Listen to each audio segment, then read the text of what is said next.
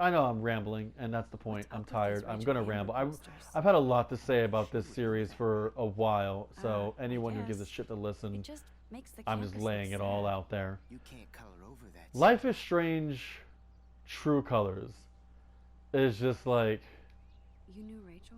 I'm just Prison. like first when I first heard the title, I'm like, ugh. Have to go paint windows. Like it sounds like a spin-off. But you know, they're not calling it Life is Strange 3. They're making about a new character, much like Life is Strange 2. So it's not a spin-off of Life is Strange 2 like Before the Storm was of the original Life is Strange. So I'm wondering, why is it not called Life is Strange 3? Or the subtitle of True Colors was way more important to them than you know, just it being the third game. Like no, we had no. It's about True Colors because our main character's power is One lame gimmick. empathy. Mr. Jefferson falls for your wake hipster bullshit. She But sees again, people's processor, auras You could barely even say that. and I then guess you got the next can bill. feel what they're feeling. Since you know all the answers, I guess you have to And go I'm all the way just to the dorm. I'm just like Oh wait, uh that pose. uh oh god, no. Don't worry, Max. I'll put a vintage First filter things on it first, right it's before you like list it. it's I'll not let even you that know. cool. Now, why don't Like you the go one fuck thing yourself? about Life is Strange, and Oh, yes, Victoria. it's a I'll put gimmick, your but it bony ass out works. of my way. Like obviously the time rewinding thing is what initially caught my eye. I thought that was cool. I still think it is cool.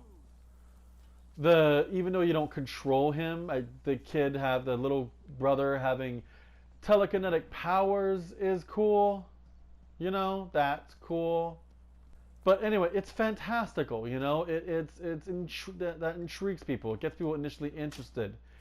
At least to me, I'm not interested in just like, you know, fucking she's an empath. It's like, you know why? It's because in real life people don't reach their hand out and rewind time. That's like shit I see myself doing in dreams, you know? Wet paint is And even I struggle with that in dreams because you know, it's just how dreams work.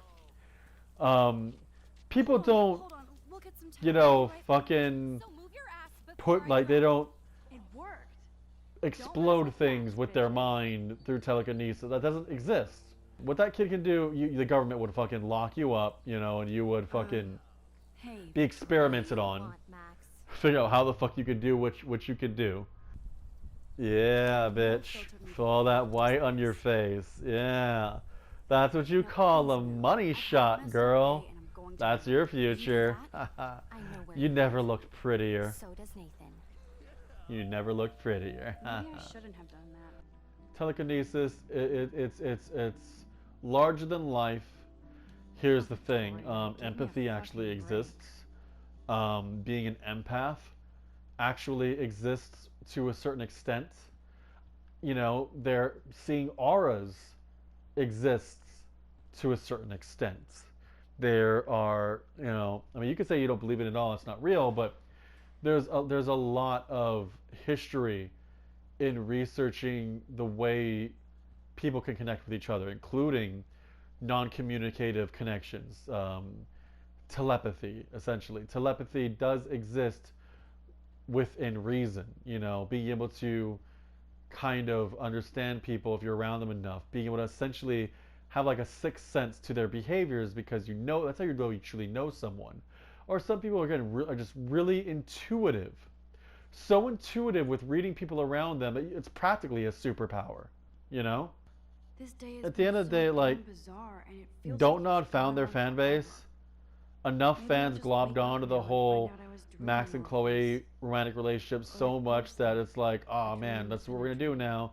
We got to cater to our fucking loser, fucking queer fans. You know, everyone's got to be weird and special and like they're like doing the introducing characters and whatnot, little videos. I didn't watch them, but I looked at the comments and they're all shipping. I'm looking through all the comments, and they're all just like shipping characters they barely know about yet. And it's like, oh man, yeah, ooh, I can't wait to get with this or whatever. I'm just like, what?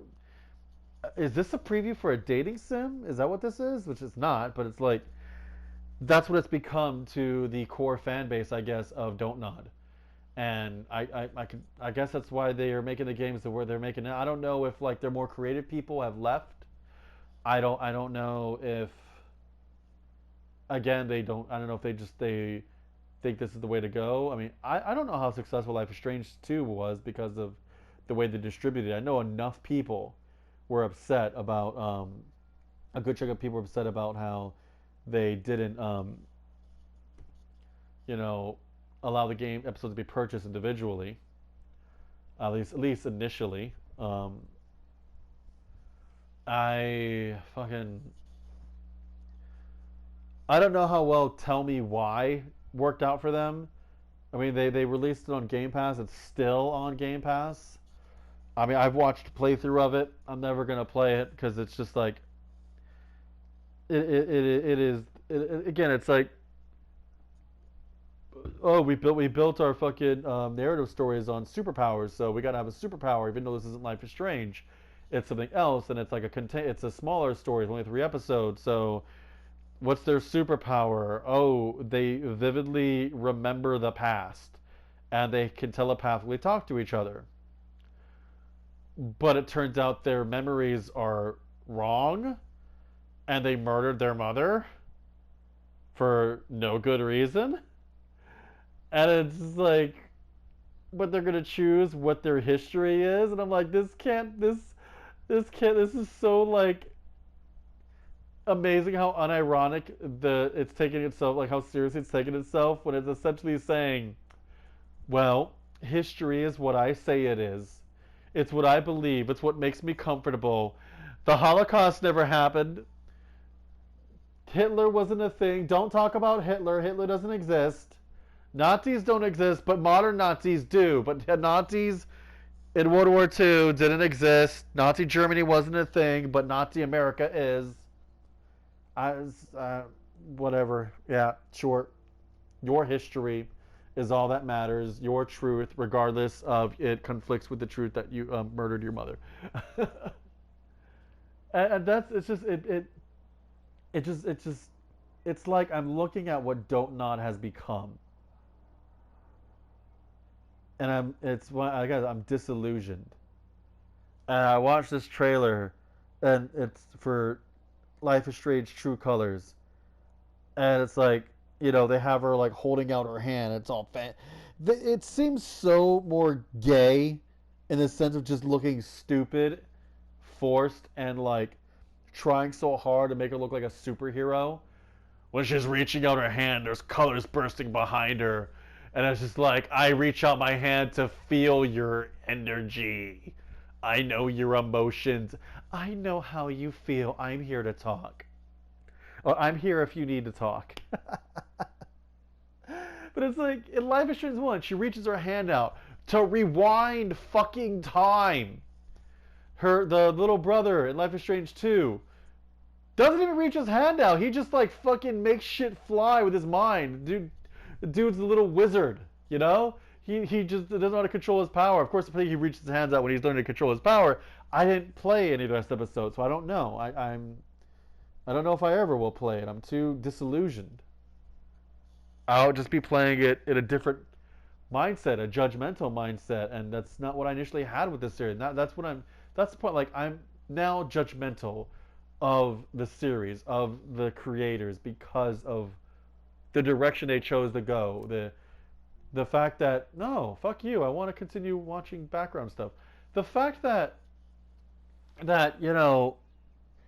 they care more now about trying to win the Impact Award at E3 than just making a good narrative experience. It's like, oh man, it's got to tackle all the social issues.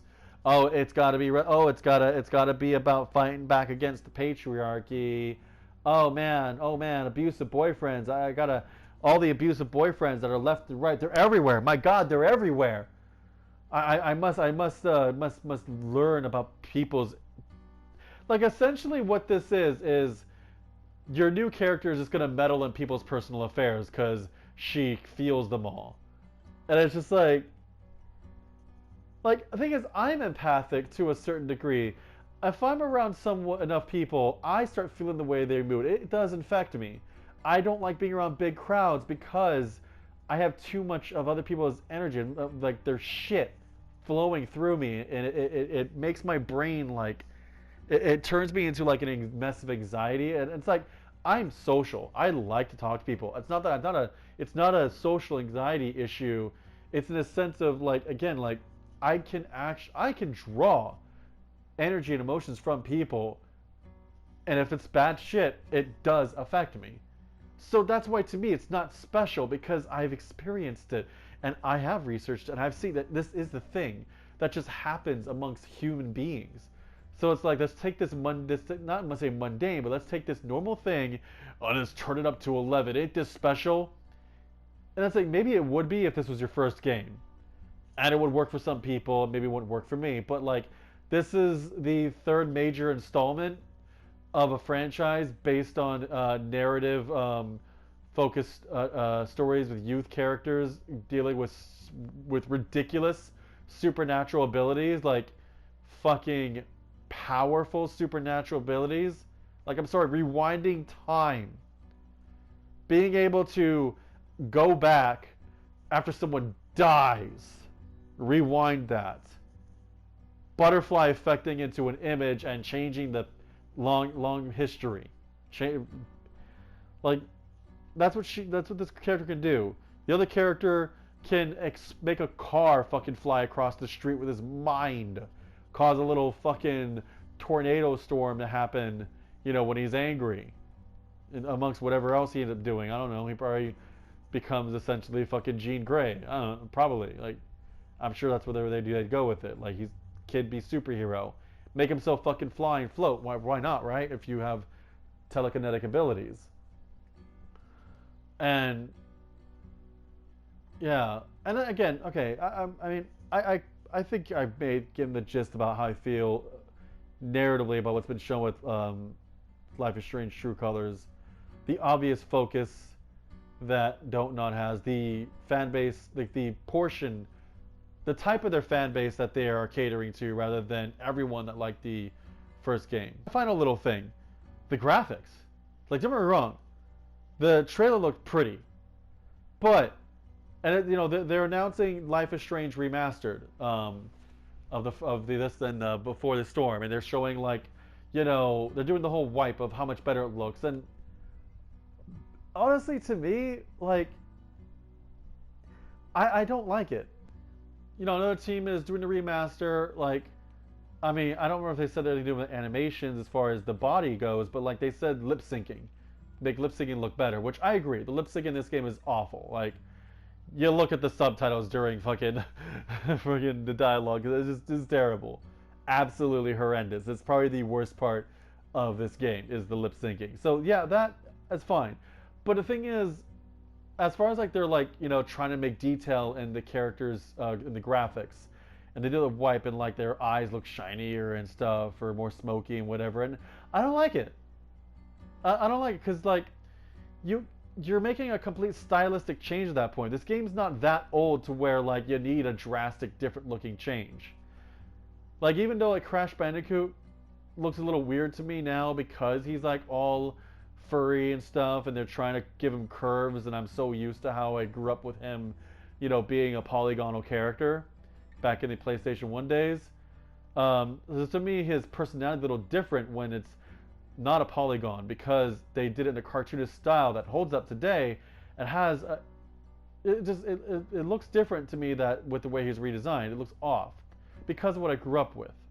But I can accept it because what else were they going to do, right? Were they just going to make him look like polygons, but smooth polygons? You know what I mean? Like polygonal character with fur. That'd be fucking an image. But look at Max here. They obviously didn't have the best graphical potential. So they didn't go with complete photorealism. they went with this watercolor look, right? Like you look at her guitar, you look at all the photos and the portraits on the back, and how they essentially, yeah, they make them look like these abstract, diluted images, this imagery. And at certain, points, like characters have more detail. They're not as diluted. But again, her hair, they didn't try to go for some crazy animation because they couldn't do that. So they had like some light movements, and it looks like it's painted. I'm fine with that. I think it works. I think, again, go for something stylized and it ages better. I don't think the game needed a visual remaster. Like maybe to fix up a little bit of the polygons you notice in like right there, her knees, or her little lights right there, her lamps. Other than that, it's like, why are you changing the textures? Like the watercolor look works. Some people, again, I guess they're just I guess they're just listening to the dumbasses like, oh, the graphics suck. It's like, that one doesn't. It's stylized, and it will hold up better than your fucking current Call of Duty game at the time. I'll fucking tell you that. Because most of those games never fucking hold up because they keep trying to strive for ultimate gritty realism, and it works great for the time it's out, but not that much after. Like even, again, that's just the way things go with anything that's supposed to be completely photorealistic. That's not, COD joke aside, I was playing Resident Evil Village, and despite my gripes about it being not as horrific, I still enjoyed the game. I would still probably enjoy 7 just a bit more because I like that tension, that horror. But the game isn't as pretty anymore because that age does show after a few years. Yeah, it wowed me when it first came out. Same as though Village visually wowed me when it just came out now. So, but it's going to age because that's just how it works. This game aged beautifully because of the stylization. So I don't know why they're fucking mucking with it, but they, every time they want to remaster it, they always gotta muck with it. It's like, just fucking make it look prettier. You know what I mean? Like, Final Fantasy VIII remaster, aside from the things they changed with Noah's body, because, I think I'll give it that because the character's 17, and we decided to change what we felt about 17-year-olds showing cleavage. And Japan's under a microscope right now, because the the Olympics they were hosting. They're a high, and like, not I'm going to say high society. They are a high-strung society. They've always been. I can understand why Square did what they did.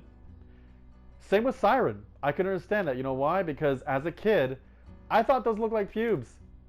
And I actually fucking, I got turned on by them. I got turned on by Siren's fucking crotch. Especially, I have the picture in my guidebook as a teenager. So again, game being teen, I can understand them being like, okay, this wasn't supposed to be that. We don't want that to be that. That's fine. I don't care. I'm fine because they didn't muck with the overall game. And again, the game looks stylized the way it was when it, initially. It looks essentially like the same polygons but prettier. This is not what they're doing with Life is Strange Remaster is not that. I'm just like, you're messing with the style. At this point, I've said all I kind of needed to say. I'm still going to finish my Life is Strange music video that I've been wanting to make for, god damn, what was it? Has it been half a decade already? Fuck, has it been over half a decade? And I just kept putting it off, and I had to like painstakingly do a lot of footage involving, rewinding and shit, like stuff like I'm going to show you right now. Like I, would find a scene to add like the rewind effect to, and I would kind of like do it a bit slowly. I wouldn't just do it full force. I'd slow it down. So you slow down, you kind of freeze it. You get that kind of cool effect lingering. And I did a lot of recordings with that. And I basically recorded some on the 360. Then I redid everything when I got the PS4 version because, it fixed the screen tearing issue. For the most part, that the 360 version was notorious with. No can do, Max. Yeah, I still do want to finish it. It has been slow going because honestly my computer was for so years bad. now a dying relic. It was a Walmart computer I got in Walmart Acer that I got in 2011. It was never been upgraded, never been modified in any way. And was it a couple months ago? It finally died. Like it doesn't turn on anymore. So as far as doing any actual like high-end edits, You are thirsty. you know, any fine-tuned editing, frame by frame, you know, like precision. I'm out. I can't do it anymore. I have to save money. Hopefully this Black Friday get something, get anything. Hell, the cheapest fucking computer on the market would probably be way better than I've been used to for a long time. So either way, it's for me, it's going to be a step up to have anything. And I'm looking for it. I'm still going to do it. I still want to record the entire Life is Strange playthrough without commentary, and basically have it like the way I see the story playing out narratively. Because really, there's only for the most part, one linear direction that you can go that actually makes sense. That, you know, from a narrative standpoint, just, you know, I get player choice, but if you're making a linear story, that it would go a certain way. Like I'd say most narrative games are like that, because when you're a writer, there's only so many different directions you can go, and only so many different investments you can make into how you write it. I need to grab the flash drive on my desk before I see Warren. But flash, right? Flash. Yeah, yeah. So that photo should be completely fucked up. Yeah, is it? Is it fucked up? I forgot. No, it's not. Like that's what they fucked up on. There should be a flash glare, but there isn't. That's one more thing I wanted to mention before I close this. My love for photography. I'm a shutterbug. I grown up. I never done professional photography, but I have an eye for taking good photos. How do you know? Like basically, you know, old school Polaroids didn't really exist anymore. Were incredibly hard to get. Instax came along and replaced all of that, but just wasn't the same. The idea of the whole, like I agreed with Max's character, I related to her. You know, framing something in a box, like you know, with her old school Polaroid, just you know, has a certain charm to it. Hell, I have a Polaroid of myself, you know, with a person in a pineapple costume, because you know Hawaii, right? As a kid, and like I think that's the only Polaroid I have of myself. Um, and no, it's that. It's just there's another thing about like why I love the game so much. I related to it. I loved I found myself inspired to want to, despite the fact that I didn't actually like do anything with that, you know, get a Polaroid, take images. Again, I still did it with my phone, so it's not, you know, but it let my mind wander, right? It allowed me to think and be inspired, and that's again the great thing about artistic narrative games like this is like, does it make you think? Does it make you, you know, does it take your mind places? And as far as this game goes, it did. This better convince Juliet that You David know, is innocent. and aside from the fucking scarecrowed, oh wow, this is America, we're MAGA country. Oh, Trump all day, every day, and then everyone, oh, Trump's evil. Besides that shit in Life is Strange 2, I also did, you know, Let's play a fucking, little photo Tetris and leave Victoria you a know, message. relate to certain Let's aspects of move it, this here. and you know, get And invested this one in there. the characters and A pattern is just emerging. what they were about. Despite the fact that I, you know, grew up an only child, I at least had a lot of cousins. But yeah, it's disappointing. It's one of those things where it's like you love something, and like, you know, you have your reasons for loving it a certain way, and it's just, you know, ruined by the original creators, and mostly for reasons, you know, of like, again, statement over substance. Yeah, I have a lot to say about things that I love and loved, and how disillusioned I came with, you know, how things went. And sadly, Life is Strange has been added to that list. And it's disappointing that I have to say that.